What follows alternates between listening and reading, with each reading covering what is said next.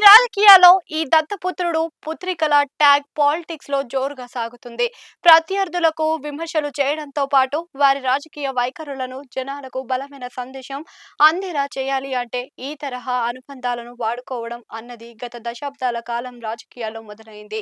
ఆ విధంగా చూస్తే వైసీపీ దీనిని స్టార్ట్ చేసింది అనుకోవాలేమో. జనసేన అధినేత పవన్ కళ్యాణ్ ను విమర్శించే క్రమంలో బాబుకు దత్తపుత్రుడు అని వైసీపీ విపరీతంగా ప్రచారం చేసింది. ఒక దశలో పవన్ దీని మీద తీవ్ర అసహనం ఆగ్రహం వ్యక్తం చేసి మరోసారి అలా నన్ను అంటే కనుక ఊరుకోను అని గట్టిగా హెచ్చరించారు. దీని మీదట చాలా వరకు తగ్గింది. అయితే ఇప్పటికీ అప్పుడప్పుడు ఈ తరహా ట్యాగ్ ని పవన్ కి తగిలించే ప్రయత్నం వైసీపీ నుంచి జరుగుతూనే ఉంది.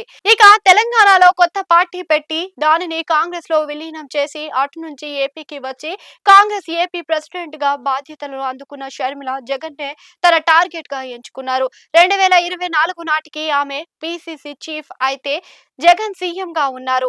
అయితే గడిచిన రెండేళ్లుగా కూడా తమ విమర్శలలో జగన్ కి సింహభాగం వాటాని ఇచ్చేందుకు షర్మిల ఉబలాటం పడటం రాజకీయ వ్యూహంలోనే భాగంగానే అంతా చూస్తున్నారు. బీజేపీకి మోడీకి జగన్ దత్తపుత్రుడు అని షర్మిల మొదలెట్టి ఈ రోజుకి ఆ విమర్శలను కంటిన్యూ చేస్తున్నారు. ఏపీలో మరే పార్టీ ఈ తరహా విమర్శలు చేయడం లేరు.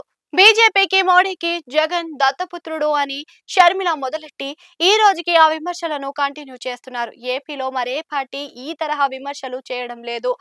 వామపక్షాలు అయితే బీజేపీకి జగన్ అనుకూలం అని అప్పుడప్పుడు అంటున్నా మరి ఇంత పెద్ద మాటలు అనడం లేదు. ఇక టీడీపీ అయితే తాము బీజేపీకి దూరంగా ఉన్నప్పుడు జగన్ ని బీజేపీతో కలిపి విమర్శించినా ఇప్పుడు అనేందుకు ఆస్కారం అయితే లేదు. దాంతో షర్మిల జగన్ మీద ఈ విధంగా సందేహమే చేస్తున్నారు.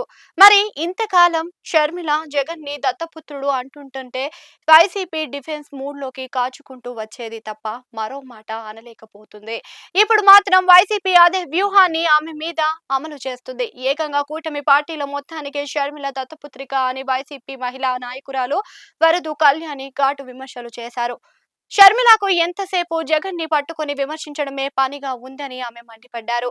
వైసీపీ తీవ్రంగా వ్యతిరేకించిన బాబుతోనే షర్మిల చేతులు కలపడానికి ఆమె తప్పు పట్టారు. దీనికి ముందు షర్మిల బీజేపీని వైఎస్ఆర్ జీవితాంతం వ్యతిరేకిస్తే జగన్ మోదీని దత్తపుత్రుడిగా మారారు అని విమర్శించారు. దానికి అదే టోన్ తో వైసీపీ ఇచ్చిన సరైన కౌంటర్ అన్నమాట. వైఎస్ఆర్ కి జగన్ వారసుడు కారు అని షర్మిల ఘాటుగా విమర్శిస్తున్నారు. ఆయన ఆశయాలను ఏమాత్రం పట్టించుకోవడం లేదు అని కూడా ఆమె తప్పుపట్టారు. దానికి కూడా వరదు కళ్యాణి దీటైన బదులు ఇచ్చారు. వైఎస్ఆర్ సిసలైన వారసుడు జగన్ అని స్పష్టం చేశారు. ఈ విషయం అందరికీ తెలుసు అంటూ చాలా తొందరలోనే షర్మిలకు జనాలు బుద్ధి చెబుతారు అని హాట్ కామెంట్స్ చేశారు. మొత్తానికి జగన్ దత్తపుత్రుడు అయితే షర్మిల దత్తపుత్రిక అయ్యారు అన్నమాట. ఈ విధంగా అన్నా చెల్లెలు రాజకీయాలు నిజమైన వైసీపీ అభిమానుల్లో మాత్రం కలతను సృష్టిస్తున్నారు అని అంటున్నారు అంతా.